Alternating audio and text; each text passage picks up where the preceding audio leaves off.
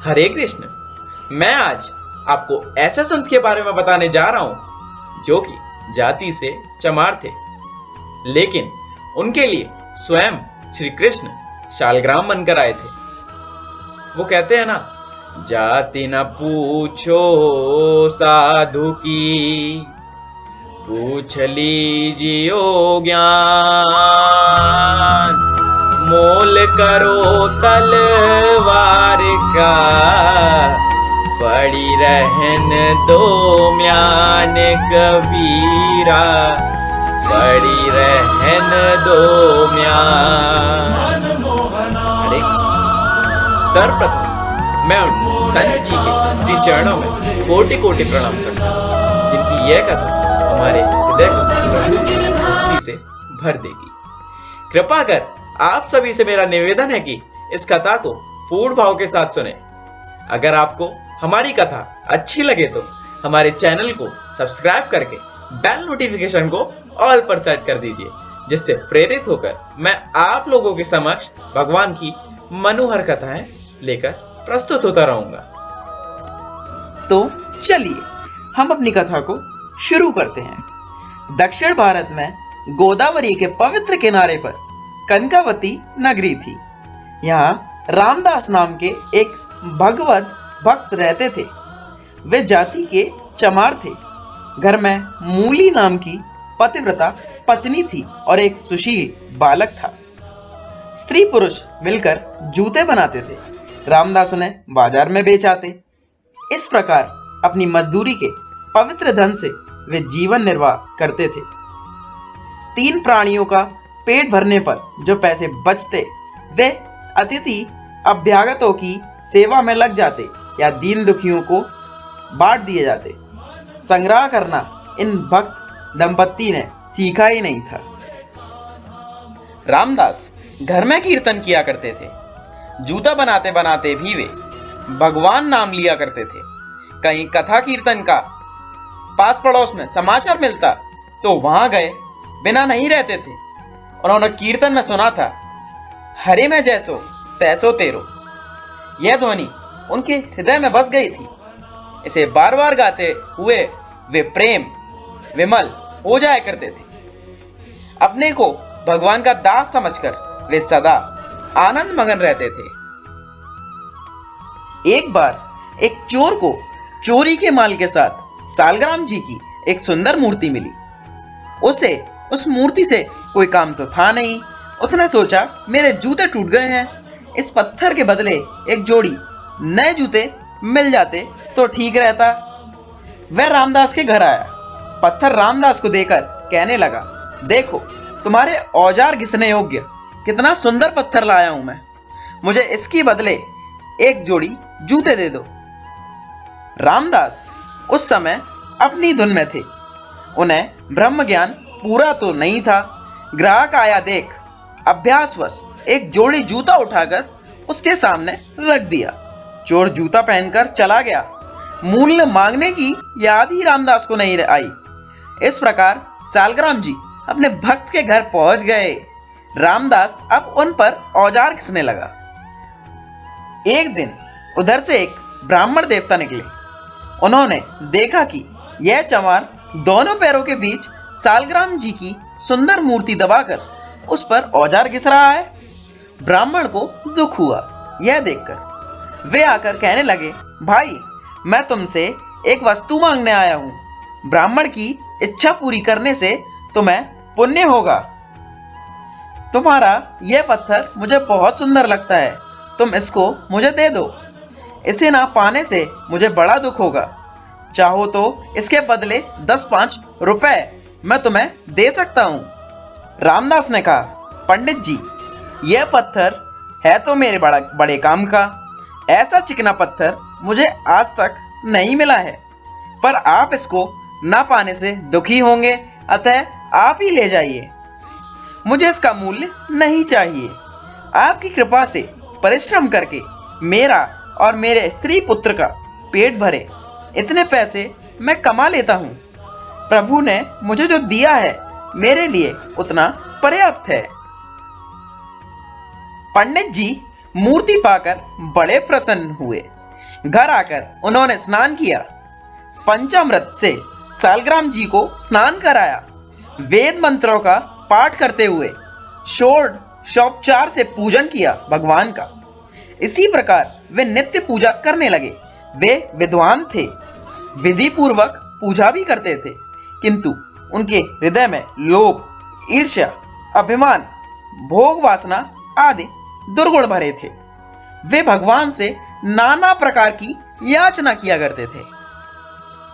रामदास अशिक्षित थे, पर उसका हृदय पवित्र था। उसमें ना भोग वासना थी, ना लोभ था। वह रूखी सूखी खाकर संतुष्ट था। शुद्ध हो या अशुद्ध, पर सात्विक श्रद्धा से विश्वास पूर्वक वह भगवान का नाम लेता था।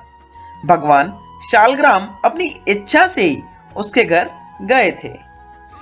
जब वह भजन गाता हुआ भगवान की मूर्ति पर औजार घिसने के लिए जल छोड़ता, तब प्रभु को लगता कि कोई भक्त पुरुष सूक्त से मुझे स्नान करा रहा है। जब वह दोनों पैरों में दबाकर उस मूर्ति पर रखकर चमड़ा काटता, तब भाव में सर्वेश्वर को लगता कि उनके अंगों पर चंदन कस्तूरी का लेप किया जा रहा है। रामदास नहीं जानता था कि जिसे वह साधारण पत्थर मानता है वे सालग्राम जी ही हैं, किंतु वह अपने को सब प्रकार से भगवान का दास मानता था। इसी से उसकी सब क्रियाओं को सर्वात्मा भगवान अपनी पूजा मानकर स्वीकार करते थे। इधर ये पंडित जी बड़ी विधि विधान से पूजा करते थे, पर वे भगवान के सेवक नहीं थे। वे धन संपत्ति के दास थे। वे धन संपत्ति के प्राप्ति के लिए भगवान को साधन बनाना चाहते थे। भगवान को ये कैसे रुचता? वे तो निस्वार्थ भक्ति के वश हैं। भगवान ने ब्राह्मण को स्वप्न दिया, पंडित जी तुम्हारा ये आडंबरपूर्ण पूजा मुझे तनिक भी नहीं रुचती। मैं तो रामदास चमार के निष्कपट प्रेम से ही प्रसन्न हूँ। तुमने मेरी पूजा की है, मेरी पूजा कभी व्यर्थ नहीं जाती, अतः तुम्हें धन और यश मिलेगा, पर मुझे तुम उस चमार के घर प्रातःकाल ही पहुंचा दो। भगवान की आज्ञा पाकर ब्राह्मण डर गया। दूसरे दिन सवेरे ही स्नान आदि करके शालग्राम जी को लेकर वह रामदास के घर पहुंचा। उसने कहा, रामदास तुम धन्य हो, तुम्हारे माता पिता धन्य हैं, तुम बड़े पुण्यात्मा हो। भगवान को तुमने वश में कर लिया है। ये भगवान शालग्राम है, अब तुम इनकी पूजा करना। मैं तो पापी हूँ, इसीलिए मेरी पूजा भगवान को पसंद नहीं आई। भाई तुम्हारा जीवन पवित्र हो गया, तुम तो भव सागर से पार हो चुके। रामदास ने ब्राह्मण के चरणों में प्रणाम किया। उनका हृदय भगवान की कृपा का अनुभव करके आनंद में भर गया। वे सोचने लगे, मैं दीन, अज्ञानी, नीच जाति का पापी प्राणी हूँ। ना मुझ में शौच है, ना सदाचार। रात दिन बस चमड़ा छीलना मेरा काम है। मुझ जैसे अधम पर भी प्रभु ने इतनी कृपा की। प्रभु तुम सच ही पतित पावन हो। भगवान को एक छोटे सिंहासन पर विराजमान कर दिया उन्होंने। अब वे नित्य पूजा करने लगे। धंधा रोजगार प्रेम की बाढ़ में बह गया। वे दिन भर रात भर कीर्तन करते, कभी हंसते, कभी रोते, कभी गान करते, कभी नाचने लगते, कभी गुमसुम बैठे रहते। भगवान के दर्शन की इच्छा से कातर कंठ से पुकार करते। दयाधाम जब एक ब्राह्मण के घर को छोड़कर आप इस नीच के यहाँ आए, तब मेरे नेत्रों को अपनी अद्भुत रूप माधुरी दिखाकर कृतार्थ करो। नाथ मेरे प्राण तुम्हारे बिना तड़प रहे हैं। रामदास की व्यथित पुकार सुनकर भगवान एक ब्राह्मण का रूप धारण कर उनके यहाँ पधारे। रामदास उनके चरणों पर गिर गए और गिड़गिड़ाकर प्रार्थना करने लगे, क्योंकि वह तो ये सोचते थे कि वह तो साधु हैं। वह कहने लगे, भगवान का दर्शन हो, ऐसा उपाय बताइए। भगवान ने कहा, तुम इस दुराशा को छोड़ दो। बड़े बड़े योगी मुनि जन जन तप ध्यान आदि करके भी कदाचित ही भगवान का दर्शन पाते हैं। रामदास का विश्वास डिगने वाला नहीं था। वे बोले, प्रभु आप ठीक कहते हैं, मैं नीच हूँ, पापी हूँ। मेरे पाप एवं नीचता की ओर देखकर तो भगवान मुझे दर्शन कदापि नहीं दे सकते, परंतु मेरे वे स्वामी दीन बंधु हैं, दया के सागर हैं। अवश्य वे मुझे दर्शन देंगे, अवश्य वे इस अधम को अपनाएंगे। परंतु अब भगवान से नहीं रहा गया। भक्त की आतुरता एवं विश्वास देखकर वे अपने चतुर्भुज स्वरूप से प्रकट हो गए। प्रभु ने कहा, रामदास ये ठीक है कि जाति नहीं बदल सकती, किंतु मेरी भक्ति से भक्त का पद अवश्य बदल जाता है। मेरा भक्त ब्राह्मणों का, देवताओं का भी आदरणीय हो जाता है। तुम मेरे दिव्य रूप के दर्शन करो। रामदास भगवान का दर्शन करके कृतार्थ हो गया। अगर आपको ये कथा अच्छी लगी हो तो हमारे चैनल को सब्सक्राइब करके बेल नोटिफिकेशन को ऑल पर सेट कर दीजिए, जिससे प्रेरित होकर मैं आप सभी के समक्ष ऐसी मनोहर कथाएं लेकर प्रस्तुत होता रहूंगा। इस वीडियो को लाइक जरूर करें और अपने दोस्तों के साथ शेयर भी जरूर करें और कमेंट करके जरूर बताएं कि आपको ये वीडियो